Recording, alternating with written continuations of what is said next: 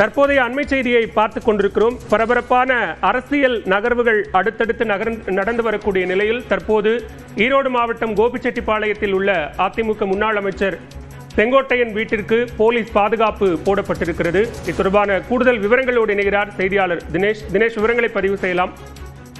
வணக்கம் பாலவேல். ஈரோடு மாவட்டம் கோபிச்செட்டிப்பாளையம் குள்ளம்பாளையத்தில் உள்ளது முன்னாள் அதிமுக அமைச்சர் செங்கோட்டையனின் இல்லமானது.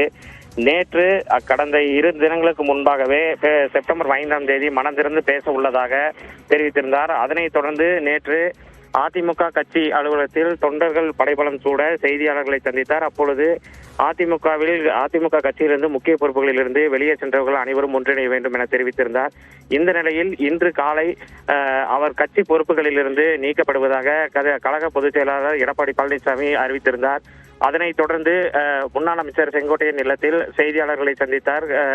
கட்சியை விட்டு நீக்கியது மகிழ்ச்சி என தெரிவித்த நிலையில் தற்பொழுது சுழற்சி முறையில் ஏற்கனவே அவருக்கு போலீஸ் பாதுகாப்பானது போடப்பட்டது. அதனைத் தொடர்ந்து தற்பொழுது ஒரே நேரத்தில் 2 காவல் உதவி ஆய்வாளர் மற்றும் 4 காவலர்கள் தவிர மொத்தம் 6 காவலர்கள் தற்போது அவரது இல்லத்திற்கு பாதுகாப்பு பணியில் ஈடுபட்டுள்ளனர். விவரங்களுக்கு நன்றி தினேஷ்.